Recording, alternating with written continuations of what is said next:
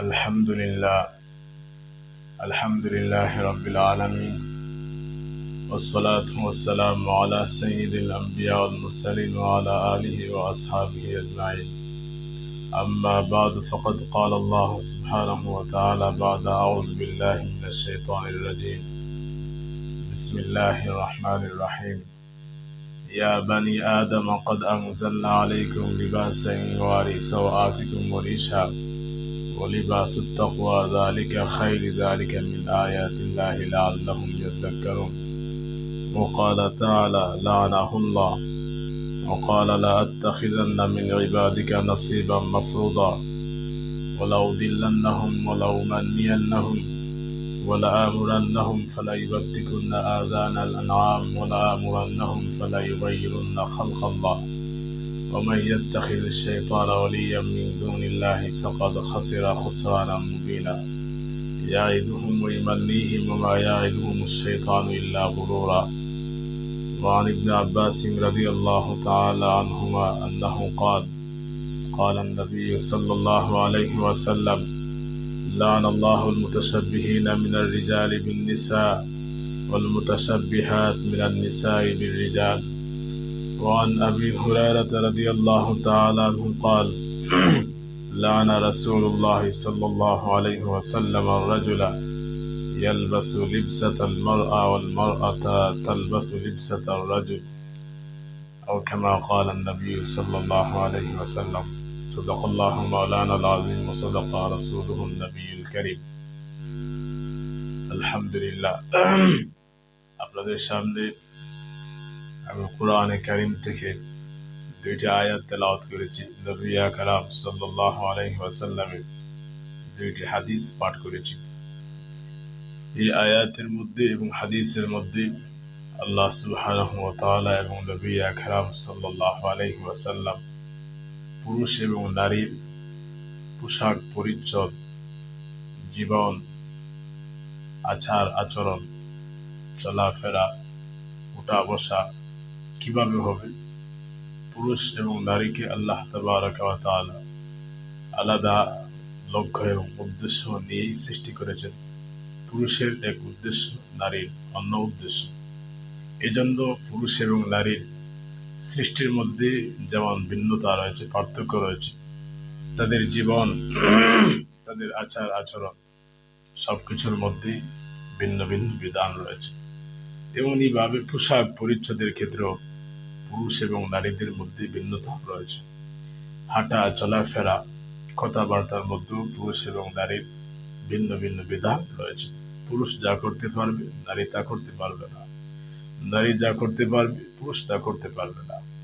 পুরুষের জন্য আল্লাহ তাবারাকা ওয়া তাআলা যে সাজসজ্জা অনুমোদন দিয়েছেন পুরুষ সেটাই করবে। নারীকে আল্লাহ তাবারাকা ওয়া তাআলা যে সাজসজ্জার অনুমোদন দিয়েছেন, জিনাত ইখতিয়ার করা, জিনাত সৌন্দর্য গ্রহণ করা, সে অতটুকুই পারবে। এজন্য আমাদের জানা দরকার পুরুষকে আল্লাহ তাবারাকা ওয়া তাআলা সাজসজ্জা হিসাবে কি নির্দেশনা দিয়েছেন। আল্লাহ তাবারাকা ওয়া তাআলা মানুষ জাতিকে সৃষ্টি করেছেন আশরাফুল মাখলুকাত করে। আল্লাহ তাআলা বলেন ওয়ালাকাদ কাররামনা বানি আদামা, আর আমি অবশ্যই মানুষকে, মানব জাতিকে সম্মানিত করেছি। সম্মানিত পুরো মখলুকাতের মধ্যে আল্লাহ তাআলার সকল সৃষ্টির মধ্যে সবচেয়ে মর্যাদা এবং সম্মানের আসন আল্লাহ তাআলা মানব জাতিকে দান করেছেন। মানব জাতি হচ্ছে সর্বশ্রেষ্ঠ সৃষ্টি।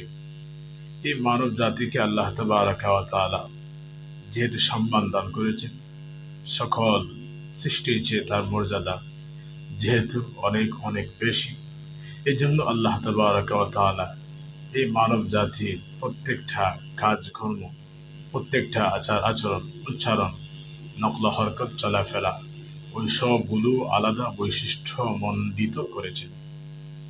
এই মানুষের চালচলনের মধ্য থেকে মানুষের পোশাক পরিচ্ছদ, মানুষের পোশাক পরিচ্ছদ কিভাবে হবে এ নিয়ে কোরআনের সুন্নাহর বিধান রয়েছে, আল্লাহর বিধান রয়েছে, নবীজি সাল্লাল্লাহু আলাইহি ওয়াসাল্লাম নির্দেশনা রয়েছে। যেহেতু মানুষকে আল্লাহ তাবারাকা ওয়া তাআলা শ্রেষ্ঠ সৃষ্টি হিসাবে সৃষ্টি করেছেন। মানুষকে আল্লাহ তাবারাকা ওয়া তাআলা ইবাদতের দায়িত্ব দিয়ে প্রেরণ করেছেন। মানুষ এই জন্য পোশাক পরে, অন্যান্য কোন প্রাণী পোশাক পরে না। আল্লাহ তাবারাকা ওয়া তাআলা এই পোশাকের ক্ষেত্রে কোরআনে কারীমের মধ্যে ইরশাদ করেন, ইয়া বানি আদম ক্বাদ আনজালনা আলাইকুম লিবাসা, হে মানুষ সকল, আমি অবশ্যই তোমাদের জন্য পোশাক অবতীর্ণ করেছি, নাজিল করেছি। লিবাসান ইউয়ারি সাওয়াতিকুম, এমন পোশাক তোমাদের জন্য আমি আল্লাহ অবতীর্ণ করেছি যে পোশাক তোমাদের লজ্জাস্থানকে সতর্কে ডেকে রাখবে। অরিশা, এবং পোশাক তোমাদের জন্য আমি নাজিল করেছি, এই পোশাকের মাধ্যমে তোমরা তোমাদের সৌন্দর্য রক্ষা করবে, জিনত ইখতিয়ার করবে, সাজসজ্জা গ্রহণ করবে। ওলিবাসুত তাকওয়া, এরপর আল্লাহ তাআলা বলেন এই পোশাকের মধ্য থেকে তাকওয়ার যে পোশাক পরিধান করলে অন্তরের মধ্যে তাকওয়া জাগ্রত হয়, নিজের জীবনের মধ্যে তাকওয়া বান্ধব জীবন গ্রহণ করার এটা প্রেরণা চেতনা সৃষ্টি হয়। যে পোশাক পরিধান করলে আমার অন্তরাত্মা কলুষমুক্ত থাকে, পুণ্যাত্মা ভালো থাকে, অন্তরের মধ্যে ইমানি জজবা ইমানি চেতনা থাকে, আমার মাইন্ড ভালো থাকে, মানসিকতাও উন্নত হয়। এবং পোশাক হচ্ছে তাকওয়ার পোশাক। যে পোশাক তাকওয়ার পোশাক, আল্লাহ বলেন যালিকা খাইর, এই তাকওয়ার পোশাক হচ্ছে উত্তম। যালিকা মিন আয়াতিল্লাহ লাআল্লাহুম ইয়াযাক্কারুন, এই হচ্ছে আল্লাহ তাআলার আয়াতের বিধান। যদি এই আয়াতের বিধান তোমরা গ্রহণ করো, লাআল্লাহুম ইয়াযাক্কারুন, তাহলে তোমাদের উপদেশ গ্রহণ হবে। এই আয়াতকে গ্রহণ করলে তোমাদের জন্য উপদেশ গ্রহণ করা সহজ হবে। তো আল্লাহ তাবারাকা ওয়া তাআলা এই আয়াতের মধ্যে পোশাকের মূল উদ্দেশ্য বয়ান করেছেন, যে পোশাকের মূল উদ্দেশ্য হচ্ছে পোশাক পরে মানুষ মানবিক যে গুণাবলী তার মধ্যে রয়েছে, মানুষ যে পৃথিবীর সকল মখলুকের চেয়ে শ্রেষ্ঠ মখলুক, এই শ্রেষ্ঠত্ব প্রকাশ পাবে মানুষকে পোশাকের মাধ্যমে। আমরা যদি একটু চিন্তা করি, পোশাকবিহীন নগ্ন মানুষকে, বিবস্ত্র মানুষকে, তাহলে বিবস্ত্র একটা মানুষ আর বন জঙ্গলের একটা জন্তু, এই দুইয়ের মধ্যে কোনো পার্থক্য আমাদের চোখে পড়বে না। এটাই স্বাভাবিক, কারণ একটা বন্য জন্তু তার যেমন পোশাক নেই, কোনো মানুষ যদি এইভাবে বিবস্ত্র অবস্থায় থাকে, নগ্ন অবস্থায় থাকে, তাহলে তারও কোনো ব্যবধান থাকে না, সে একটা পশুর মতো হয়ে যায়, বরং সে তো পশুর চেয়ে তখন আরো নিকৃষ্ট হয়ে যায়। তাহলে যে কোনো মানুষ এটা বুঝতে পারবে, এটা বোঝার জন্য কোনো ধর্মশর্ত না, কেউ মুসলমান না হলে এই বাস্তবতা বুঝবে। পোশাক ছাড়া একটা মানুষের কোনো মূল্য থাকে না, কোনো মর্যাদা থাকে না। অতএব পোশাকের রয়েছে অনেক তাৎপর্য, পোশাকের রয়েছে অনেক বৈশিষ্ট্য এবং গুরুত্ব। ইসলাম এই গুরুত্ব পোশাকের ক্ষেত্রে যেমন দান করেছে, সেই পোশাকের ক্ষেত্রে পুরুষ এবং নারীর কিছু নীতিমালা রয়েছে। পুরুষের পোশাক পুরুষ পরিধান করবে, নারীর পোশাক নারী পরিধান করবে। পুরুষ হবে সমাজের কর্তা, পুরুষ হবে ঘরের কর্তা, পুরুষ পুরা পৃথিবীকে পরিচালিত করবে। এর জন্য পুরুষের চিন্তা, পুরুষের দায়িত্ব অনেক বেশি। সেই দায়িত্ব আদায় করতে গিয়ে পুরুষ সাজসজ্জা গ্রহণ করার দিকে তার মানসিকতা থাকতে পারে না, তার ধ্যান ধারণা সাজসজ্জার দিকে থাকতে পারে না। সে অতটুকু কাপড় পরবে যতটুকু কাপড় পরলে তার সতর আবৃত থাকে, সতর ঢাকা থাকে, এবং সমাজে একজন মানুষ হিসাবে আত্মমর্যাদার সাথে সে চলতে পারে। এতটুকু কাপড় পরিধান করবে, ঢিলে ঢালা কাপড় পরিধান করবে, সুন্নতি পোশাক পরিধান করবে। যে সমাজে যে কাপড়টা সহজভাবে পরা হয়, মানুষ এই কাপড় পরলে তাকে ভালো চোখে দেখে, এই কাপড়টাই হচ্ছে মূলত স্বাভাবিক কাপড়, স্বাভাবিক পোশাক। পুরুষ এইভাবেই সাদামাটা কাপড় পরিধান করবে। আর নারীকে আল্লাহ তাবারাকা ওয়া তাআলা যেহেতু সৃষ্টি করেছেন বিশেষ উদ্দেশ্য নিয়ে, আল্লাহ তাবারাকা ওয়া তাআলা নারী জাতিকে সৃষ্টি করেছেন সৌন্দর্য করে। আল্লাহ তাবারাকা ওয়া তাআলা নারী জাতিকে সৃষ্টি করেছেন পুরুষের মানসিক এবং আত্মিক প্রশান্তি, শারীরিক প্রশান্তি লাভের জন্য। এজন্য নারীরা থাকবে ফুলের মতো সাজসজ্জা গ্রহণ করে। নারী হবে ঘরের প্রদীপ, নারী হবে ঘরের আলো, নারী হবে একটা পুরুষের চোখের শীতলতা। পুরুষ তার স্ত্রীকে দেখে জীবনের সব দুঃখ ভুলে যাবে, স্ত্রীর মায়া মহব্বতে আপ্লুত হবে, স্ত্রীর প্রতি ভালোবাসায়, স্ত্রীর প্রতি অনুরাগে সে অন্যান্য সকল হারাম সম্পর্ক, কুসম্পর্ক থেকে নিজেকে নিবৃত্ত করবে। এই জন্য আল্লাহ তাবারাকা ওয়া তাআলা নারীকে বিশেষ বিধান দিয়েছেন যে নারী সাজসজ্জা গ্রহণ করবে। এই সাজসজ্জা কার সামনে গ্রহণ করবে? পুরুষের সামনে। সাধারণ পুরুষ না, এই পুরুষ হচ্ছে তার একান্ত এক ব্যক্তি, সে হচ্ছে তার স্বামী। এই স্বামীর সামনেই সে নিজের সবটুকু সৌন্দর্য প্রদর্শন করবে। এই সৌন্দর্য বৃদ্ধির জন্য যত প্রকারের সাজসজ্জা, ইসলাম নারীকে কেবল অনুমোদন দেয়নি, বরং ইসলাম বিধান দিয়েছে নারীর জন্য মুস্তাহাব বলেছে, কখনো নারীকে বাধ্য করেছে, গুরুত্ব আরোপ করেছে যে তুমি তোমার স্বামীকে খুশি করার জন্য, তাকে আনন্দ দান করার জন্য তুমি সাজসজ্জা গ্রহণ করো। তুমি পুরুষের মতো তোমার সাজসজ্জা যেন না হয়, তোমার সাজসজ্জা যেন হয় নারী মাতৃক, নারী কেন্দ্রিক। নারীরা সাজসজ্জা গ্রহণ করবে, হাতের মধ্যে চুড়ি পরবে, লিপস্টিক ব্যবহার করবে, প্রসাধনী ব্যবহার করবে, গলায় চেন ব্যবহার করবে, কানের দুল পরিধান করবে, হাতের মধ্যে চুড়ি পরবে, পায়ের মধ্যে নুপুর পরবে। এইভাবে যত জিনত হতে পারে, যত সাজসজ্জা হতে পারে, নারী সকল সাজসজ্জা গ্রহণ করবে। স্বর্ণ ব্যবহার করবে, স্বর্ণের মালা পরিধান করবে, স্বর্ণের আংটি পরিধান করবে, স্বর্ণের যত গয়না সব গয়না পরিধান করবে। কাপড়ের মধ্যে যত রঙের কাপড় হতে পারে, যত সৌন্দর্য রঙের কাপড় হতে পারে, যত সুন্দর থেকে সুন্দর হবে সকল সুন্দর কাপড় পরিধান করবে। এই সব সাজসজ্জা গ্রহণ করবে স্বামীর সামনে, যাতে একটা নারীর সৌন্দর্য, একটা স্ত্রীর সৌন্দর্য দেখে স্বামী তার অন্তরটা ভরে যায়, তার চোখটা শীতল হয়ে যায়, তার চোখ যাতে অন্য কোনো বেগানা নারীর দিকে না যায়। তাহলে আমরা এই সকল বিষয় থেকে, এই তাৎপর্য থেকে জানলাম যে নারী জাতিকে আল্লাহ তাবারাকা ওয়া তাআলা বিশেষ লক্ষ্য এবং উদ্দেশ্য দিয়ে সৃষ্টি করেছেন। অতএব নারী সাজসজ্জা গ্রহণ করবে। নারী যে সাজসজ্জা গ্রহণ করবে, পুরুষের জন্য ইসলাম ওই সাজসজ্জা গ্রহণ করার কোনো অনুমোদন দেয় নাই।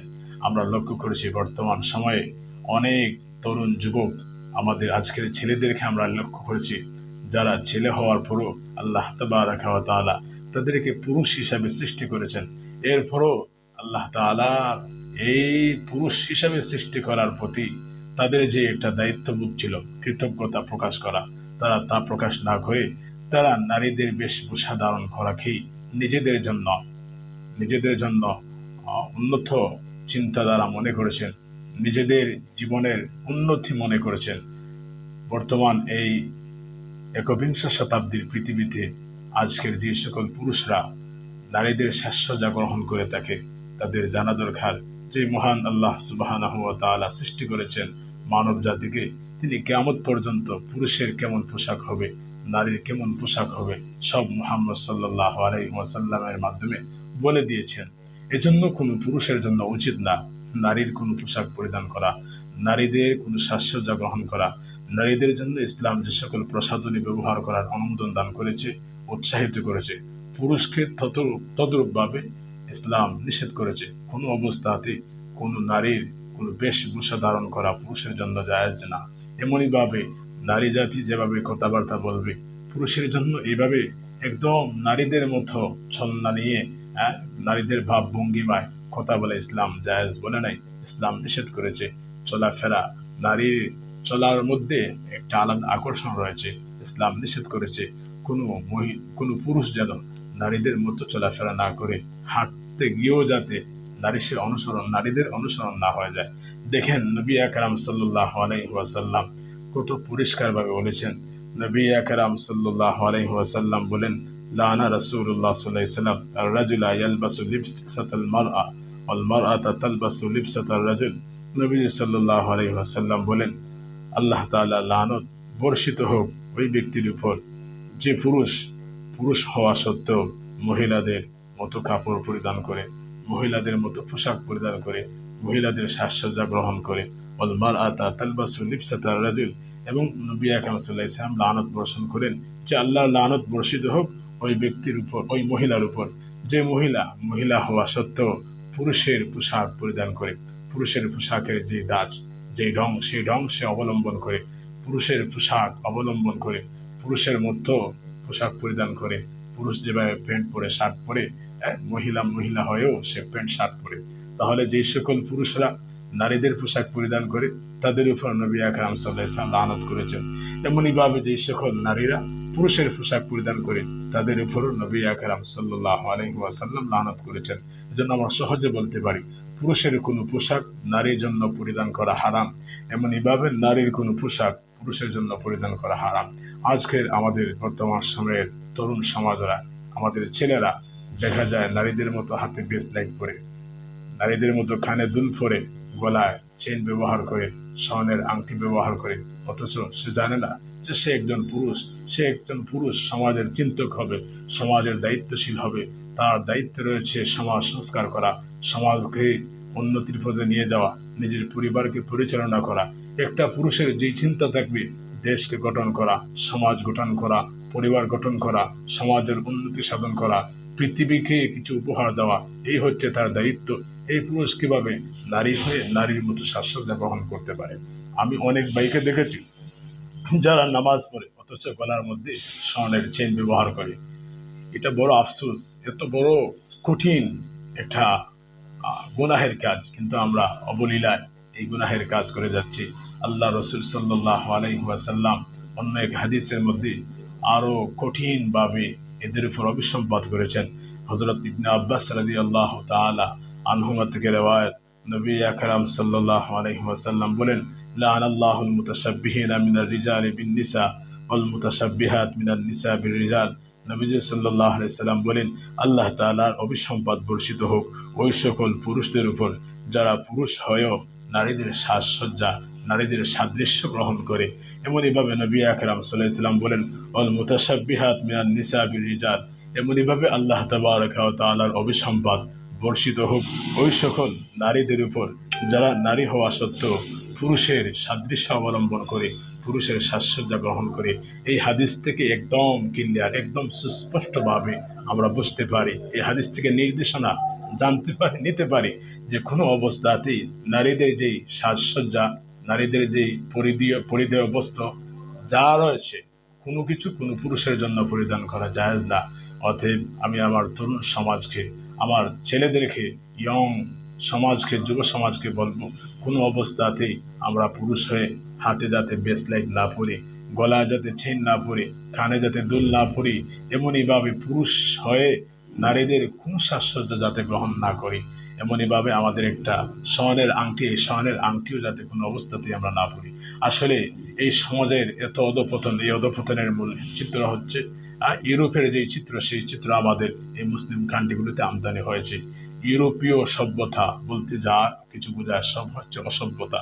ইউরোপীয় সভ্যতা বলতে বাস্তবিক অর্থে কোনো সভ্যতা না, মানব জাতির, মানবতার অধপতিত রূপ হচ্ছে ইউরোপ সভ্যতা। এই জন্য আমাদের আজকের মুসলিম বিশ্বের তরুণরা ইউরোপ সভ্যতার দিকে তাকিয়ে থাকে, ইউরোপ কান্ট্রিতে যায়, গিয়ে তাদের নিজেদের কালচার বলে গিয়ে, ইসলামী আদর্শ বলে গিয়ে, ইসলামের শিষ্টাচারিত, ইসলামের তাহজিব, ইসলামী তামাদ্দুন, ইসলামের সাংস্কৃতিক রূপ সার্বিকভাবে ভুলে গিয়ে এই বিজাতীয় কৃষ্টি কালচার, ইউরোপ সভ্যতা নিজেদের মধ্যে গ্রহণ করে। ইউরোপ সভ্যতা পুরা পৃথিবীকে কোনো উন্নত মেজাজ দান করেনি। ইউরোপ সভ্যতা পুরা পৃথিবীকে ধ্বংস করেছে, পুরা পৃথিবীর দেশে দেশে যুদ্ধ লাগিয়েছে, মানবতাকে অধপতিত করেছে। এই জন্য ইউরোপ সভ্যতা থেকে আমাদেরকে ফিরে আসতে হবে, আমাদেরকে যেতে হবে। যদি আদর্শ মানুষ হতে চাই, ইহ জগৎ পরজগতে যদি আমরা উন্নত মানুষ হতে চাই, মুক্তিকামী মানুষ হতে চাই, আদর্শ মানুষ হতে চাই, তাহলে মুহাম্মদ সাল্লাল্লাহু আলাইহি ওয়াসাল্লাম 1400 বছর আগে যে শরীয়ত, যে বিধান, জীবন বিধান আমাদের জন্য নিয়ে এসেছেন, সেই বিধান অনুসরণ করতে হবে, সেই কোরআন অনুসরণ করতে হবে, সেই সুন্নাহ অনুসরণ করতে হবে। যদি আমরা করতে পারি তবেই হব আমরা সফল মানুষ, তবেই আমরা সফল মানুষ। আল্লাহ তাবারক ওয়া তাআলা আমাদেরকে তৌফিক দান করুন। আরেকটা ছোট্ট বিষয় বলি, আমাদের অনেক ছোট ছোট বাচ্চা জন্ম লাভ করার পরে এই ছোট বাচ্চাদেরকে আমরা স্বর্ণের চেইন পরাই, ছোট ছোট বাচ্চাকে আমরা স্বর্ণের আংটি পরাই, স্বর্ণের চুড়ি পরাই। ছোট বাচ্চা যতক্ষণ পর্যন্ত সে বালিগ না হবে, প্রাপ্তবয়স্ক না হবে, ততক্ষণ পর্যন্ত সে শরীয়তের মুকাল্লফ না, আল্লাহ তাআলার বিধান তার উপর আরোপ হয় নাই। কিন্তু এই বাচ্চার সাথে আমি কি ব্যবহার করব, এই বাচ্চার পোশাক কিভাবে পরাবো, কি হবে, এই সব দায়িত্ব তখন তার অভিভাবক মা এবং বাবার দায়িত্ব থাকবে। এই জন্য মা বাবার উচিত না, যদি সন্তান ছেলে হয় তাহলে ওই নবজাতক সন্তান ছেলের জন্য ইসলাম সে বড় হওয়ার পরে যা নিষিদ্ধ করেছে, মা এবং বাবার দায়িত্ব হচ্ছে এই শিশু সন্তানকে এই জাতীয় কোনো পোশাক পরিধান না করানো, স্বর্ণের আংটি, এমনইভাবে গলার চেইন, হাতের চুড়ি, এই জাতীয় মহিলা এবং নারীদের যে প্রসাধনী, যে সাজসজ্জা, এমন কোনো সাজসজ্জা যেন আমরা আমাদের ছোট ছেলে সন্তানদেরকে না পড়াই। আল্লাহ তাবারাকা ওয়া তাআলা আমাদের সকলকে তৌফিক দান করুক। ওয়া আখিরু দাওয়ানা আলহামদুলিল্লাহি রাব্বিল আলামিন।